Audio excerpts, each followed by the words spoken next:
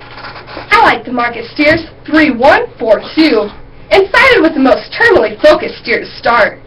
Ideally, he could be smoother through his shoulder and set down on more total circumference of bone. But still, in my initial pair, it's 3/1. He's the bolder rib steer who works more width and dimension down his top, and when viewed from behind, comes out fuller through his upper hip. In addition to this, he's more advanced in his degree of finish. He's fuller in his brisket, deeper in his flank, and handles accordingly. He should be more apt to roll choice. Now, I'll admit that the Charlet-appearing steer is smoother through his shoulder and tracks away from me on a wider base.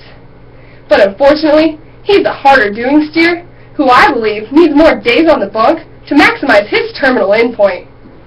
Even so, there's give and take in my intermediate decision, but ultimately, I sided with 1/4. The longer-bodied steer is simply more expressive. He has a more muscular turn to the edge of his loin and carries his advantage of muscling deeper into the base of his quarter. I'd expect him to rail a higher cutability carcass. Now, I'll readily admit that 4 is softer-sided and handles more uniform in his conditioning, but unfortunately, he lacks the expression offered in the calf to the far left, so I left him 3rd.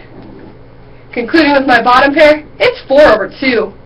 From the profile, he's longer and cleaner through his front end, stands with the proper angle to his shoulder, is leveler down his top, and comes square out of his hip.